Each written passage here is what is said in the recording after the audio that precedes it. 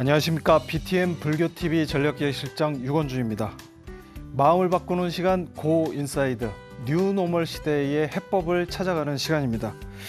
지난 1년 우리는 코로나19로 인해 달라진 일상을 살았습니다. 하지만 이제는 일상을 회복하고 각 분야가 다시 뛰는 부산하게 움직이는 그런 상황을 맞고 있습니다.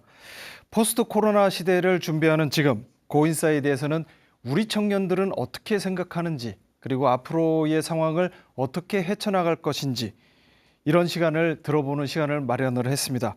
청춘 상담소 좀 놀아본 언니들 장재열 대표 이 자리에 모시겠습니다. 안녕하세요. 네, 안녕하세요. 네.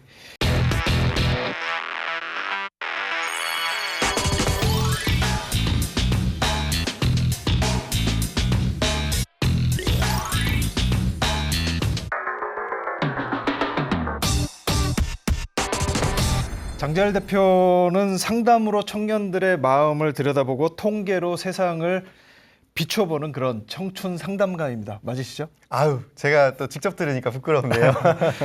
예, 요즘은 어떻게 지내셨나요?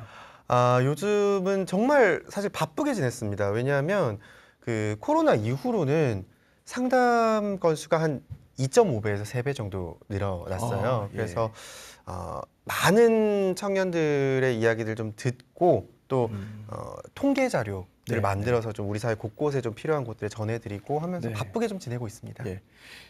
포스트 코로나로 인해서 청년들이 활동할 수 있는 이런 광장이 사라진 게 사실 청년들한테는 굉장히 치명적일 것 같은데, 네. 이 코로나 시대 청년들 어떻게 지내왔을까요? 글쎄요, 지금의 청년들 조금 뭐 이따가 말씀을 또 드리겠습니다만은 저는 각자 도생을 위해서 고군분투하면서 살아왔다. 네. 그렇게 좀 표현을 하고 싶고요. 그러면서 어떤 마음들 느껴왔는지는 좀 제각각인 것 같습니다. 네. 라이프 멘토에게 삶의 지혜를 듣는 시간 고인사이드 좀 놀아본 언니 대표 장재열 대표 모시고 강연 청해 듣도록 하겠습니다. 강연 부탁드립니다. 네. 저의 어린 시절을 세 단어로 좀 압축해봤어요. 동생, 왕따, 주공아파트. 이렇게가 저의 초등학교 시절을 좀 표현하는 단어인데요. 제가 초등학교에 들어가기 직전 유치원생일 때 저희 집에 화재 사고로 제가 남동생을 잃었던 사건이 있었습니다.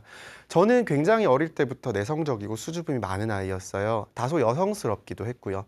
그래서 3살 어린 남동생이랑만 노는 아주 소극적인 아이였어요. 놀이터에 가도 잘 어울리지를 못하고요. 그런데 제가 유치원생이 되던 해에 제 동생이 저희 집 화재 사고로 어린 나이에 하늘나라로 가게 되는 그런 일이 일어나고 나서부터 저는 한층 더 내성적인 아이를 넘어서 부정적이고 다소 음침해 보일 수 있는 아이로 자라났던 것 같아요. 그러면서도 한편으로는 죽은 동생 몫까지 부모님에게 좋은 아들이 돼야 된다는 생각에 강박적으로 다른 아이들보다 더 잘하고 더 뛰어나기를 바라는 다소 모순적인 아이였습니다. 부정적이면서 내향적인 아이, 왕따 당하기에는 참 좋은 조건이었죠. 초등학교 1학년이 되자마자부터 왕따를 당했는데요. 11년 정도 왕따와 학교폭력에 노출됐습니다. 제가 아직도 트라우마가 있는 게 하나 있어요. 그 꼬리가 있는 장우산을 아직도 쓰는 걸 좀 주저합니다. 어린 시절에 왕따를 당하다 이 우산 끝 고리로 목이 졸려서 실신했던 적이 있었거든요. 그 정도로 학교폭력이나 따돌림에 오랫동안 노출되었던 제가 세상에 가장 부정적인 그 마음을 갖게 된 계기가 있었는데요. 바로 세 번째 키워드, 주공아파트입니다. 초등학교 3학년 정도가 되면서 저는 친구들이랑 어떻게든 좀 가까이 지내야겠다. 무슨 방법이 없을까 고민하다가 반장 선거에 출마를 하기로 결심을 합니다. 반장이 되면 어떻게든 아이들과 부딪힐 일이 많아지지 않을까? 교집합이 생기지 않을까라고 생각을 한 거죠. 근데 친구가 없다 보니까 반장 선거에 자진 출마를 한 거예요. 반장 추천해라 이랬는데 제가 저는 저요 이렇게 손을 들었어요. 근데 담임 선생님이 이렇게 말씀을 하셨죠. 너는 내려. 이유가 뭐였을까요? 주공아파트에 살고 있기 때문이었습니다. 제가 초등학생이던 시절까지는 촌지가 있던 1990년대였죠.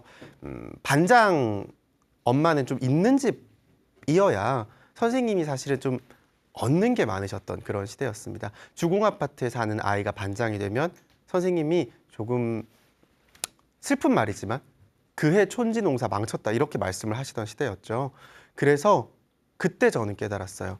아, 우리 사회는 강자와 약자밖에 없는 곳이구나. 내가 집이 못 살고 어렵게 사니까 왕따를 당하고 있는 앤데도 선생님이 도와주지 않고 반장 선거조차 내 마음대로 출마를 못 하는구나. 저희 어머니가 그 반장 선거 에피소드를 듣고는 그날 밤새 우셨었어요. 그걸 보면서 아, 세상은 따뜻한 곳이 아니야. 아름다운 곳이 아니야. 사람들은 좋은 사람들이 아니야. 나는 그냥 강한 사람이 돼야겠다 라고 생각을 했어요. 나를 따돌리는 친구들과 잘 지내는 게 아니라 나를 따돌리는 친구들보다 더 잘 돼야겠다라고 10살 어느 무렵에 생각을 하게 된 거죠. 그리고는 이런 목표를 세웠습니다. 20년 뒤에 내가 30살이 되면 나를 괴롭혔던 애들보다 훨씬 더 좋은 대학을 나와서 훨씬 더 좋은 직장을 가진 채로 동창회에 완전히 달라진 모습으로 가서 다른 친구들을 깔보고 싶다라는 생각을 하게 된 거죠. 그때부터 끊임없이 공부만 했어요. 아무랑도 대화하지 않고 밥도 혼자 먹으러 가는 거에 아무렇지 않아 하면서 오로지 서울대를 가기 위해서 공부했습니다. 저를 괴롭히던 아이들의 목표 대학이 한 명은 연세대, 한 명은 고려대였거든요. 그 친구들보다 더 뛰어나지고 싶었던 거죠. 근데 제가 그렇게까지 공부를 잘하는 아이는 아니었어요. 그래서 수능을 3번을 무려 보게 됐습니다. 근데 그때까지도 힘들지 않았어요. 왜냐하면 몇 번이 걸리든지 나는 성공한 사람이 되면 되잖아. 그래서 2006학년도 당시에 가장 경쟁률과 커트라인이 낮은 편이었던 도예학과를 진학하게 된 겁니다. 사실은 막 엄청나게 아티스트를 꿈꿨다거나 엄청나게 미술을 사랑했기보다는 예체능계로 가면 수능 점수가 조금 더 낮아도 서울대를 갈 수 있기 때문에 미술을 한 거였어요. 하지만 끊임없이 자기 암시했죠. 나 미술 좋아하는데? 나 이거 좋아해서 선택한 건데? 라고 합리화를 했습니다. 그런데 들어가 보니까요. 도예학과는 지난 10년 동안 딱 한 명 취업한 학과였더라고요. 아무도 취업을 뭐 안 하고 다. 그래서 선배들한테 제가 취업 안 해요? 다 돈 안 벌어요? 이러면 응, 우린 안 벌지. 우린 이천 도자기 마을에 가지. 라고 얘기를 하는 거예요. 깜짝 놀란 거죠. 22살의 어린 저는 좋은 대학을 가서 좋은 직장을 다니면서 돈을 많이 벌고 남들보다 뛰어난 사람이 되고 싶었는데 아차! 명문대는 들어왔지만 직업은 자칫하면 어긋날 수도 있겠구나 라는 생각이 들면서 대학교 1학년 1학기 때부터 소위 스펙이라는 걸 쌓기 시작합니다. 근데 제가 대학교 들어갈 때는 스펙이라는 단어가 없었거든요. 그냥 취업 준비라는 단어만 있었을 때였어요. 그래서 뭐 다른 친구들 보면 한 3학년쯤에 취업 준비하면 되지 않아? 뭐 우린 서울대인데 그래도 다 취업되지 않아? 이러던 시대였는데 저는 그 불안감, 도예학과는 취업이 안 된대라는 불안감 때문에 1학년 1학기 때부터 자원봉사, 대외활동, 대학생 기자단 온갖 것들을 쫓아다니기 시작한 거죠. 그리고 군복무를 마치고 복학생이 되어 돌아와 보니 우리 사회는 삼포세대라는 단어와 스펙이라는 단어가 생겨나 있더라고요. 그래서 최초로 우리 사회에서 스펙이라는 단어가 쓰이고 있습니다라는 뉴스가 나올 때 아, 내가 쌓은 게 스펙이라는 거구나. 난 몇 개 있지? 라고 세어보니 이미 저는 40개를 가지고 있더라고요. 그렇게 무턱대고 어떻게든 좋은 곳만 가겠어 라는 생각으로 뭐 은행의 대학생 홍보대사, 패션 기업의 대학생 기자단, 뭐 환경단체의 인턴십, 장르를 가리지 않고 뭐든지 했어요. 어떻게든 좋은 곳만 가려고. 그 결과 저는 삼성의 인사 담당자로 다행히 취업은 재수삼수를 하지 않고 대학교 4학년 졸업 이전에 합격을 하게 됩니다. 많은 사람들이 축하를 해줬어요. 야, 넌 정말 이제 고생이 끝났다. 삼성에 그것도 인사 담당자로 들어가다니 너무 잘 됐다 라고들 얘기를 했었죠. 저도 그런 줄 알았습니다. 아, 정말 소위 찌질했던 왕따를 당하고 주공 아파트에 살고 보일러가 없어서 물을 끓여서 가스레인지에 끓여 살던 그런 시대는 다 끝났구나. 나는 이제 정말 있는 집 아이처럼 많이 배운 사람인 것처럼 고액 연봉자인 것처럼 거들먹거리며 살면 되겠구나. 나는 이 한국 사회의 경쟁 레이스에서 모든 승기를 다 잡은 이제 앞날이 창창한 사람이구나. 30살만 되면 되겠다 라고 생각을 했었죠. 그런데요, 회사를 다니고 약 10개월째가 되던 해에 뭔가 모를 이상한 기운을 느꼈습니다. 제가 아침에 출근을 하고 있는데 잠깐 정신을 잃고 정신을 차려보니까는 횡단보도 한가운데인 거예요. 빨간불인데. 그리고 저는 흡연자거든요. 담배를 피우러 옥상에 갔는데 저도 모르게 옥상에서 신발을 벗고 있는 저를 발견한 거죠. 우울증과 공황장애였습니다. 저는 너무 이상했어요. 이상해. 나는 왕따 당하고 애들이 먹을 쪼르고 내 도시락에 침을 뱉고 내 안경을 부러뜨릴 때도 우울증 같은 건 없었는데 이제 고생 끝 행복 시작인 이 시점에 왜 나는 사치스럽게 우울증이라는 게 온 거지? 이제 그냥 고액 연봉을 받으면서 잘 살면 되는데 왜 내 마음은 이렇게 된 걸까? 의사 선생님이 그러시더라고요. 번아웃 증후군이라고. 10대, 20대 때 이겨야 된다는 생각만으로 너무 많은 에너지를 미리 끌어다 쓴 탓에 너의 마음 건강은 28살이 아니라 58살, 68살처럼 지쳐버린 거다라고 얘기를 하셨어요. 점점점 우울증이 낫지 않고 회사 생활을 하면서도 사람들이 쑥덕거릴 정도로 우울증 증상이 심해지면서 그렇게 힘들게 들어갔던 회사를 제 발로 나와야 했습니다. 저는 이런 생각 때문에 우울증이 쉽게 낫지 않았어요. 선생님들이 참 힘든 환자라고 얘기하셨습니다. 어떤 식으로 우울증 치료를 하시려고 해도 넌 잘못 산 게 아니야. 너는 잘못된 게 아니야 라고 말씀하셔도 저는 이런 식으로 항변했다고 해요. 근데 선생님 이상해요. 저는 분명히 어른들이 말하는 대로 우리 사회가 말하는 대로 공부 열심히 해서 좋은 대학 가고 취업 준비 열심히 해서 좋은 직장 들어갔는데 왜 저는 무슨 잘못을 했길래 이런 벌을 받은 거죠? 왜 저는 잘못한 거 하나 없이 이런 정신병만 얻은 채로 백수가 된 거죠? 너무 억울해요. 제가 뭘 잘못했죠? 라고 계속 정신과 의사 선생님과 심리 상담사 선생님께 따져 물었던 거예요. 그래서 치료에 진전 없이 계속 치료비만 내면서 시간이 흘러갔습니다. 모아뒀던 돈도 다 떨어져 갈 때쯤이었어요. 너무 답답해진 마음에 템플스테이를 좀 떠났습니다. 이런 얘기들 하시더라고요. 사실 템플스테이 하면서 저는 아무 말도 안 하고 그냥 예불도 잘 안 들어갔어요. 그냥 가만히 이러고 있으니까 이 템플스테이 지도법사 스님이 궁금하셨던 거예요.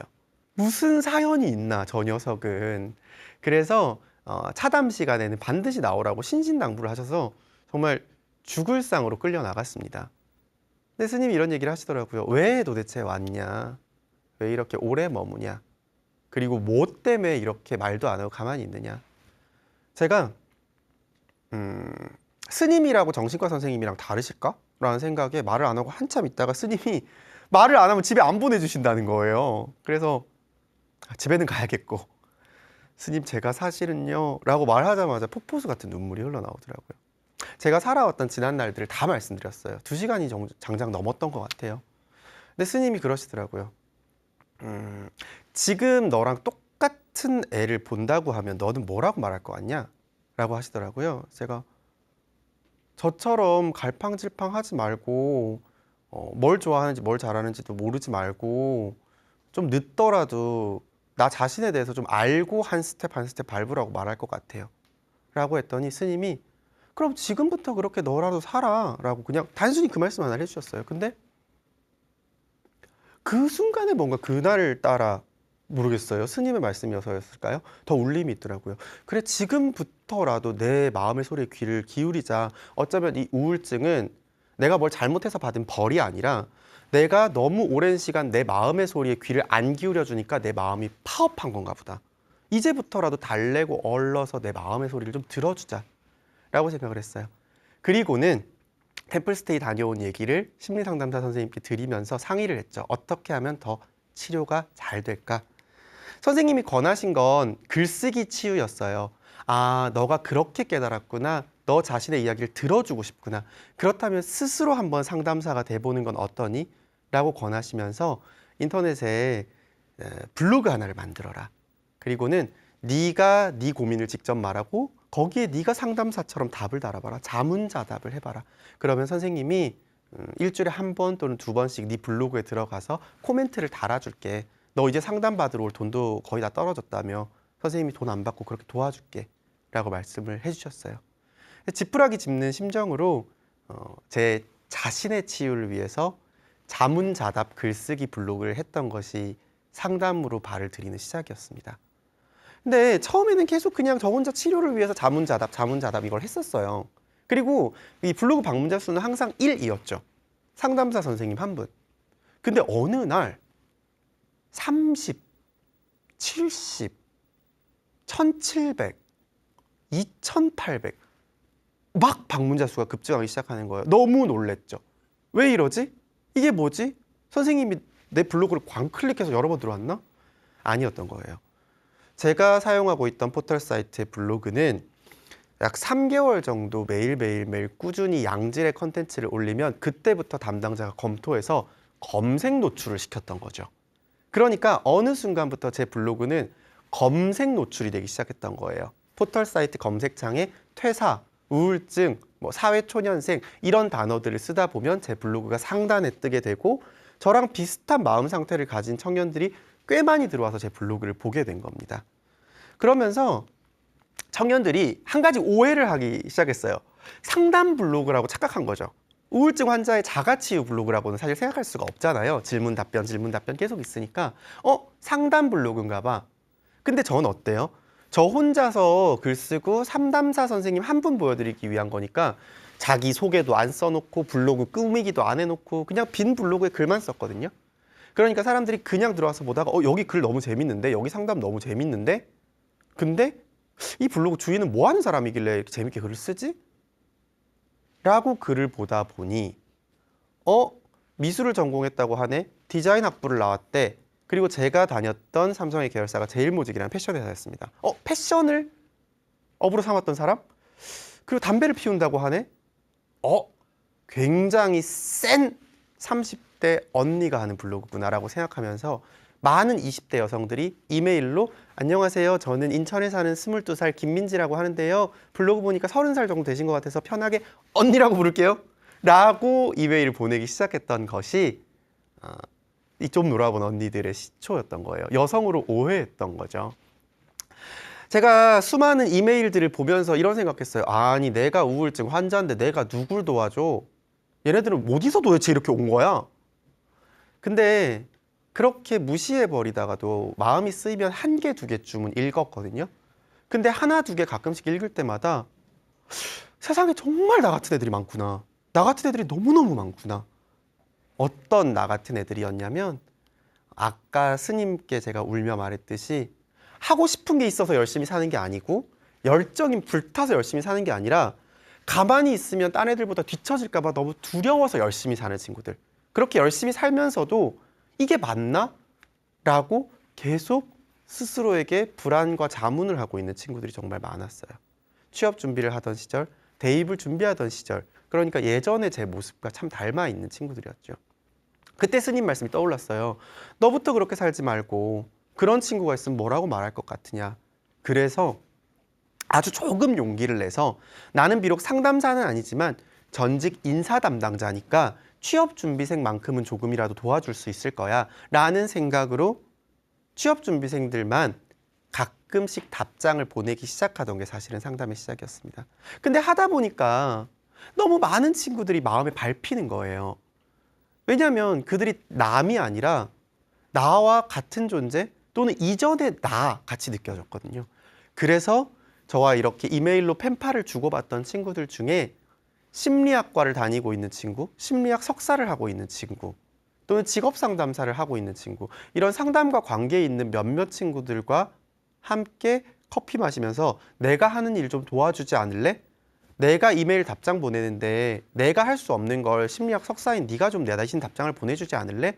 라고 이야기하면서 한 명, 두 명 모이기 시작했던 게 이 좀 놀아본 언니들의 시작이었습니다. 사진 속의 7명의 친구들로 처음에 시작을 했어요. 제가 어떠한 직업처럼 이 일을 덤벼들지 않았듯이 이 사진 속의 친구들도 각자 심리상담사, 영양사, 작곡가, 디자이너 각자의 본업에 충실하면서 그냥 5년, 6년 정도 나보다 뒤에서 따라오는 동생들에게 자원활동을 한다는 마음으로 예전의 나에게 편지를 쓴다는 마음으로 쓰기 시작한 거죠. 그래서 저희는 비영리 단체가 된 겁니다. 근데 이렇게 9년 정도를 하다 보니까 소박하게 시작했지만 어느새 자의 반 타의 반으로 지금의 20대, 30대 청년들을 가장 많이 상담한 NGO 단체의 대표가 되어버렸어요. 그래서 많은 미디어나 기성세대 여러분들이 물어보세요. 왜 그렇게 요즘 청년들은 불안해하냐, 부정적이냐, 소극적이냐?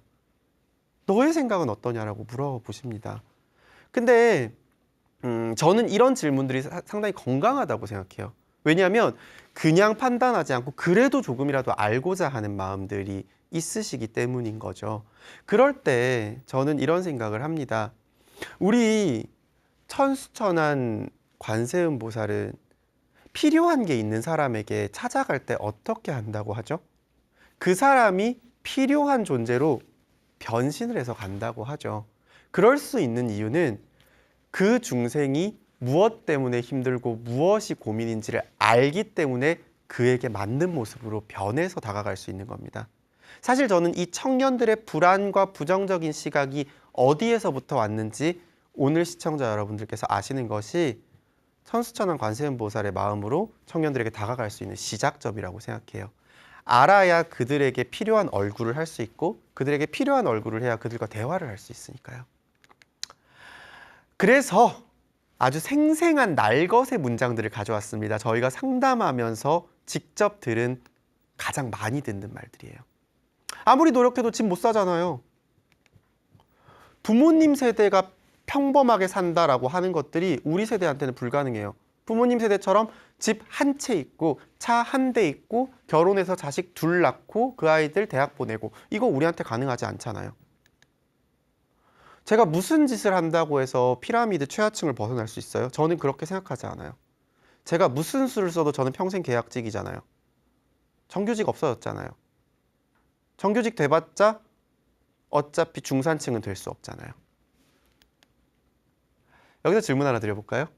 지금의 대졸초임 평균으로 수도권에 집을 사려면 몇 년이 걸릴까요? 밥을 한 끼도 안 먹고 아무것도 생활비를 쓰지 않고 말이죠. 얼마나 걸릴 거라고 생각하세요? 최소 50년이 걸립니다. 50년 동안 밥도 안 먹고 핸드폰 요금도 안 내고 아무것도 안 하고 월급 그대로 모아서 서울에 집을 살 수 있죠. 밥이라도 조금 먹으면 70년 걸릴 거고요. 핸드폰 요금이라도 조금 내려고 하면 80년 될 겁니다. 그리고 여러분들 혹시 3개월 계약직이라는 거 들어보셨나요? 아마 많은 여러분들께서 사회생활을 하실 당시에 계약직조차 없어졌던 시대를 살아오셨을 겁니다. 그런데 이제 계약직이 있다까지는 많이들 아시잖아요. 점점점 계약직의 기간이 줄어들어서 요즘에는요 3개월 계약직이 아주 흔해졌습니다. 딱 3개월이라고 면접 보고 계약직도 연장하고 1년을 일하기 위해서 4번의 면접을 봐야 하는 겁니다. 어제까지는 동료였지만 다음 날은 난 3개월 계약직이기 때문에 면접을 봐야 하는 거죠. 이렇게 점점점 힘들어진 상황 속에서 경쟁 사회에 순응하려고 생각할까요? 경쟁을 해도 얻어지는 것이 없는데요. 그래서 이렇게 사회의 변화에 의해서 청년들이 점점점 더 불안해하는 것을 우리 학계에서는 사회적 불안이라는 신조어로 표현했습니다. 정신의학에도 사회적 불안이라는 단어가 있는데요. 그건 소셜 앵거티라고 관계 장애를 뜻해요. 근데 사회학적인 측면에서의 소셜 언레스트라는 사회적 불안은 새로이 생겨난 단어거든요. 2020년에 처음 국무총리실 주재의 청년 컨퍼런스에서 연구자들에 의해서 이야기된 겁니다. 간단합니다. 불안을 겪거나 우울을 겪고 있는데 그게 나의 트라우마 또는 뭐 나의 유년 시절에 뭐 엄마에 대한 학대 뭐 이런 게 아니라 나의 개인적인 문제, 나의 가정사 이런 게 아니라 우리 사회가 점점 살기 불안정한 사회가 되면서 그러니까 세상이 쓰나미가 덮쳐오는 것 같은 불안을 느끼는, 우울을 느끼는, 무력감을 느끼는 그런 것을 사회적 불안이라고 표현을 한다는 거죠. 그러니까 이 컨퍼런스에서 저는 옆자리 박사님이 사회적 불안을 말씀하실 때 무릎을 탁 쳤거든요. 이런 표현을 하셨어요. 롤러코스터가 올라갈 때 태어난 세대가 1950, 60, 70년대 생들이라면 롤러코스터가 고점을 찍고 떨어질 때 태어난 세대가 1990년대, 2000년대 생이다. 여러분들 조금 어떤 느낌이실지 감이 안 오실 수도 있겠는데요.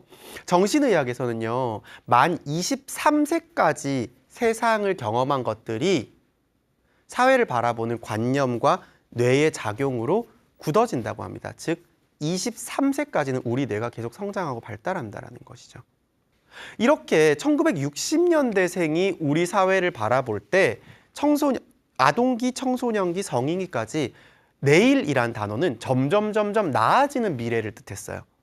하지만 1990년대생에게 내일과 미래라는 단어는 점점 나아진다라는 상승의 의미를 가지고 있지 않습니다.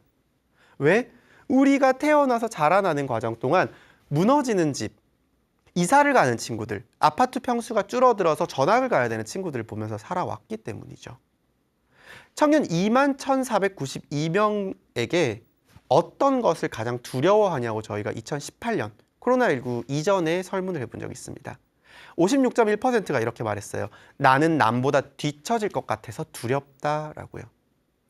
뒤처지고 난 뒤에 낙오하면 재기할 수 없을 것 같다.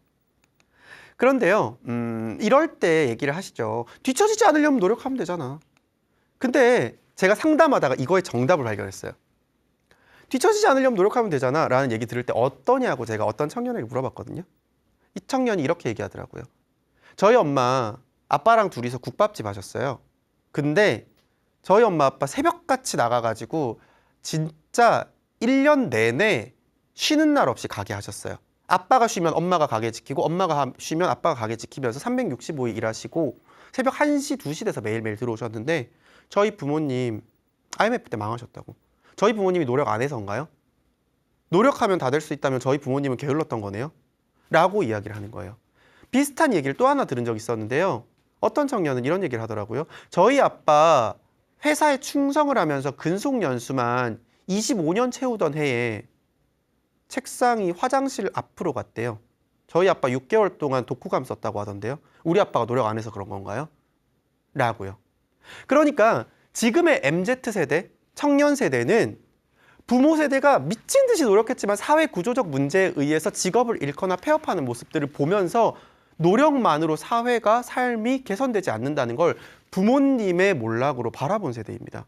그렇기 때문에 노력해라 라는 노력하면 다 된다 이런 말들이 통하지 않는 세대가 된 거죠. 그러면서 이렇게 청년들이 노력해도 뭔가 안 되는 것 같아, 노력해도 뭔가 안 되는 거 아니야 라고 생각하다가 코로나19 이후로 확신을 갖게 됩니다.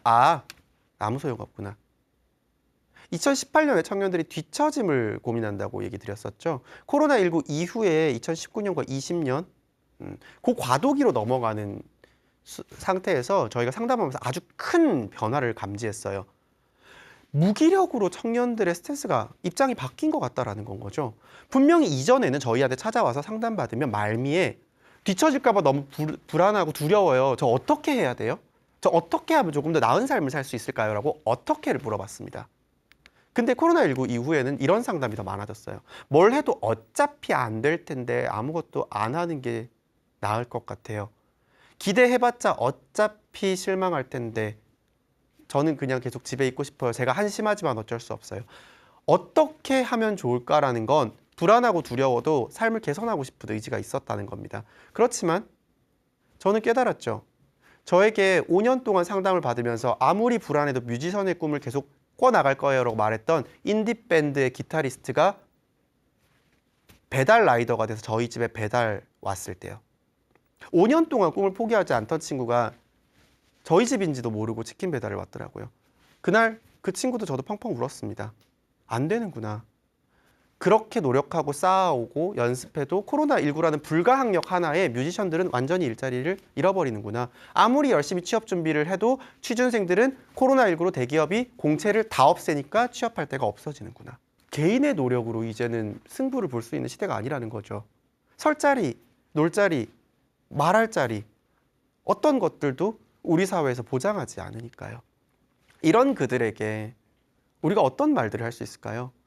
더 이상은 노력하다라는 말들 들으시면 여러분들도 그냥 꼰대라는 인식 속에 소통의 창구가 닫힐지도 모릅니다. 제일 중요한 건 이거 같아요. 부모 세대가 살아온 사회와 지금 자녀 세대가 살고 있고 살아갈 세대는 한국이라는 이름만 같지 전혀 다른 사회고 다른 양상이라는 걸 인정하는 거에서부터 청년들과의 소통이 시작되지 않을까 싶습니다. 즉 내가 살아왔던 한국 사회의 필승 전략을 청년들에게 말하지 않는 것에서부터 진정한 소통은 시작된다는 거죠. 예를 들면 이런 겁니다. 야, 그렇게 생각하지 마. 뭘 그렇게 부정적으로 생각하냐? 보다는 왜 그렇게까지 생각하니? 혹시 뭐 때문에 그래? 야, 너 뭐 해 먹고 살래? 보다는 너 혹시 어떻게 좀 살고 싶은 방향이 있어? 안 될 것 같아도 괜찮아. 말해봐. 마음속에 뭐 있어? 이렇게 뭔가 우리가 스스로 청년들과 같은 눈높이로 맞춰서 대화하는 사람, 마치 내가 토크쇼의 MC가 됐다고 생각하고 청년들을 만나보는 거죠. 토크쇼의 MC는 초대 손님을 평가하거나 조언하지 않습니다. 그저 물을 뿐이죠. 여러분들도 그래서 이런 마음으로 내가 청년 세대들에게 뭔가 도움을 줘야겠다, 지도해줘야겠다 보다는 지지해줘야겠다, 그리고 조언해서 이 친구들 더 낫게 북돋아줘야겠다 보다는 들어줘서 이 친구가 다 마음에 힘든 것들을 빼내고 스스로 걸어갈 수 있게 해줘야겠다. 그런 마음들에서부터 청년들은 진정한 의미의 어른을 만나고 진정한 의미의 어른에게 기대고 털어놓을지 모르겠습니다.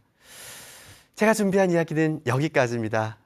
여러분들께서 조금 더 우리의 마음들, 청년의 마음들, 불자의 마음으로 서로 같은 인생길을 살아가는 도반이라는 생각으로 스승이 아닌 도반이 되어주시면 청년들의 마음을 활짝 열고 여러분들께 자신의 이야기를 꺼내지 않을까 생각하면서 마치겠습니다. 감사합니다.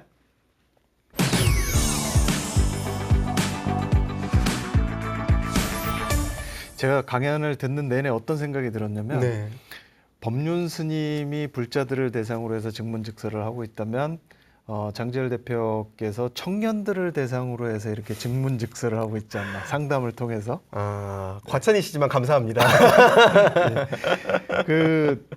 근데 이제 계속 내용을 들으면서 들었던 이 생각은 네. 청년들의 바탕에 굉장히 큰 불안감이 이렇게 드리워져 있다라는 느낌이 계속 드는데 네.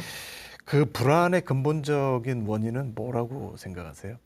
결국은 이 불안의 근본적인 원인은 보상을 보장하지 않으면서 경쟁을 부추기는 사회로 점점 더 변화하고 있기 때문이라고 생각해요. 사실 1980년대생인 저만 해도 경쟁은 똑같았지만 그 경쟁에서 뭔가 성취하며 보상이 있었습니다. 대기업을 가거나 뭔가 좋은 직장을, 그래도 저희는 정규직 좋은 직장을 얻을 수 있는 마지노선의 세대였거든요. 네. 하지만 지금의 청년들은 경쟁은 무한히 하라고 놓여져 있으면서 거기서 무언가를 해도 얻는 건 없으니까 무기력과 불안으로 빠져드는 것 같아요. 네. 제가 그 마지막 단어, 그러니까 경청해주고 공감해주는 자세로 청년들에게 손을 내밀어 달라. 네. 그래야 대화가 시작될 수 있을 거다. 그 말에는 굉장히 공감을 하면서 네. 또 한편으로는 그렇게 해서 대화를 시작했을 때 어떻게 갈 것인가. 그러니까 그렇다고 해서 시작은 했지만 이 불안의 근본은 사라지지 않는 상황이죠. 맞습니다. 근데 저는 이런 생각을 해요. 사실은 청년들에게 지금 필요한 건 두 가지라고 생각을 하거든요. 첫 번째는 너무 고립돼 있기 때문에 이 마음을 터놓을 때는 필요합니다. 특히나 코로나19 이후로 더더욱이 물리적 접촉이 없기 때문에 누군가에게 털어놓고 싶다는 욕구는 정말 가득한데 털어놓지를 못하고 있잖아요. 네. 그럴 때 가장 가까운 사람들이 뭐 가족, 부모님이 들어줄 수 있다는 건 정말 큰 지지대가 되고요. 또 한 가지는 기성세대도 청년들의 상황과 청년이 놓인 사회적 현실을 알아야 같은 유권자로서 우리 사회가 건강해질 수 있도록 같은 목소리를 내줄 수 있잖아요. 네. 미래 세대가 살아갈 세대와 세상에 대해서 기성세대와 청년이 같은 마음으로 청년이 어떤 불안을 가지고 있고 사회적으로 어떤 모순 속에서 힘들어하는지 알아야 같은 국민으로서 같은 방향으로 우리가 유권자의 힘 또는 뭐 국민으로서의 목소리를 같이 낼 수 있지 않을까. 그래야 저희가 좀 살아가기에 더 좋은 사회가 되지 않을까요? 제가 예전에 어떤 한 신문과 인터뷰하신 기사를 본 적이 있는데 네. 그 기사의 한 구절이 굉장히 인상적이어서 좀 적어왔습니다. 뭘까요? 네. 뭐라고 돼 있냐면 조금 전에 해주셨던 말씀인데 네. 도전과 용기, 희망의 은총을 꽃가루처럼 뿌려주고 총총이 사라지고 나면 관객들은 주섬주섬 소지품을 챙겨 들고 그들의 남루한 자리로 돌아간다. 남는 것은 서푼짜리 감동과 깊은 우울이다. 네. 그러니까 요즘에 어떤 강연에 이렇게 그 힐링 강연에 굉장히 목매다는 맞습니다. 이런 청년 세대들의 어떤 아픈 지점을 갖다 찌르는 말 같은데 네. 사실 어떤 면에서 보면은 종교가 그런 역할들을 해줘야 되는데 기성 종교가 어떤 역할을 해줘야 된다고 생각하십니까? 일단은 그 소통과 공론의 장을 만들어주는 게 이전에도 종교의 역할이었죠. 사실은 뭐 절에 모여서 교회에 모여서 서로 이야기하고 소통하면서 네. 그러니까 정말 그렇게 만들어 갔던 것들인데 지금 저는 템플스테이의 스님과의 차담 자리가 충분히 그 역할을 하고 있다고 생각합니다. 아, 네. 그리고 저는 불교가 가장 청년들에게 가닿을 수 있는 큰 이유는 뭐냐면 결국은 숭배와 어떤 신앙의 포인트를 맞추는 것이 아니라 수행의 포인트를 맞추고 있고 청년들은 그것을 간절히 원하고 있거든요. 다만 종교는 다 어떤 신에게 빌고 기도하는 거다라는 이 잘못된 인지에서 더 이상 알려고 하지 않는 거죠. 그런 거라서 그냥 관심 없어. 근데 사실 청년들이 요즘에 가장 많이 즐겨하는 것이 명상 어플리케이션이랑 요가입니다. 네. 요가 유튜브와 명상 어플리케이션 같은 것들 사실은 다 불교적인 흐름에서 나온 것들이잖아요. 네. 그걸 모른 채로 하고 있거든요. 네. 사실은 불교가 뿌린 씨앗이 이곳저곳에서 청년들에게 가닿고 있는데 그것이 하나의 어떤 불교적 수행이다라는 것을 알게만 해도 많은 청년들이 사실은 불교 수행자로서 나아갈 수 있겠죠. 네. 지금까지 몇 명 정도나 상담하셨어요? 저희가 어느 시점보다 더 이상 세지 않고 있어요. 많은 청년을 상담했다는 것이 자랑은 아닌 것 같아서 우리 사회가 그만큼 힘들어지고 있다는 거잖아요. 작년 가을까지 딱 4만 명 청년을 상담했고요. 그 이후로는 숫자를 세지 않고 있습니다. 그럼 9년 동안 4만 명이면은 엄청나게 많은 숫자인데 네, 지금 활동은 자원봉사자들하고 같이 하고 계시는 거죠? 맞습니다. 네. 저희 친구들이 뭐 정말 고생을 많이 하고요. 네. 저도 너무 몰려 있었던 때에는 뭐 그런 적도 있어요. 도시락 3개 사놓고 노트북 켜서 아침 먹고 점심 먹고 저녁 먹고 새벽 2시네 이런 적도 있었는데요. 그럴 때마다 정말 저희가 힘든 것도 사실은 있지만 왜 이렇게 많이 들어올까? 우리 사회에 이렇게 털어놓을 곳이 없나? 라는 생각이 참 많이 드는 것 같아요. 네.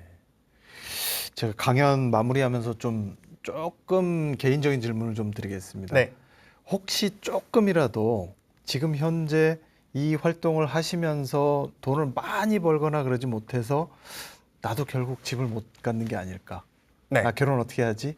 나 늙어서 아이 어떻게 키우지? 이런 고민 해보신 적 없으세요? 전 집이 있습니다. 네. 전 집을 샀어요. 그리고 저는 항상 하는 얘기인데요. 비영리 활동을 하지만 돈을 잘 벌기 위해서 최선을 다해요. 네. 네, 방송도 뭐 불러주시면 다 나가고요. 뭐 책도 열심히 쓰고요. 왜냐하면 우리 사회에 공익 활동을 하는 사람은 가난하다는 인식을 깨고 싶어요. 네. 그래서 장재열 대표는 공익 활동하지만 잘 번다며 집도 샀다며 그렇게 해서 저보다 조금 더 어린 90년대생, 00년대생들도 엄마 나 시민 활동가가 되고 싶어요. 공익 활동가가 되고 싶어요. 할 때 안 돼. 그건 돈 못 버니까 안 돼라는 그 반대를 듣지 않고 더 사회 공익을 위해서 꿈꿀 수 있게 공익 활동가지만 잘 버는 장재열이 되고 싶어서 저는 열심히 매진하고 있습니다. 네.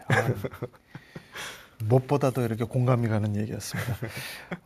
청춘 상담소 장재열 대표 덕분에 오늘 우리 청춘들의 내면을 조금 더 깊이 들여다보는 시간이 됐던 것 같고요. 특히 우리 교단이나 불교계가 지금 청년들에게 무엇을 해야 될 것인가라는 어떤 중요한 시사점을 주셨다는 점에서 굉장히 좋은 시간이었던 것 같습니다. 오늘 귀한 걸음 주셔서 감사합니다. 감사합니다. 네. 우리 청년들이 기성세대에게 바라는 것은 지도자가 되어 이끌어주기를 바라는 것은 아닌 것 같습니다. 그리고 조언을 하기보다는 잘 들어달라는 것이 먼저인 것 같습니다. 경청과 공감이 그 핵심인 것 같습니다. 초기 경전인 앙쿠타라 니까야에는 이런 말이 나옵니다. 비구들이여 남을 질책하기에 앞서서 다음과 같이 스스로를 먼저 성찰하라. 나는 다른 이들에 대하여 미움을 버리고 그들을 향하여 자비의 마음을 과연 내었는가? 나이 들어 자신의 권위에 갇혀서 지루하게 남을 훈계하는 사람을 저희는 흔히 꼰대라고 말합니다. 오늘 장재열 대표의 얘기처럼 이제 꼰대 정신과의 이별은 시대 정신이 된 것 같습니다. 경청하고 공감하고 자비의 마음을 갖는 것이 무엇보다 중요한 시대인 것 같습니다. 마음을 바꾸는 시간 고 인사이드, 오늘 시간은 여기서 마치겠습니다. 오늘도 함께해 주셔서 감사합니다. 안녕히 계십시오.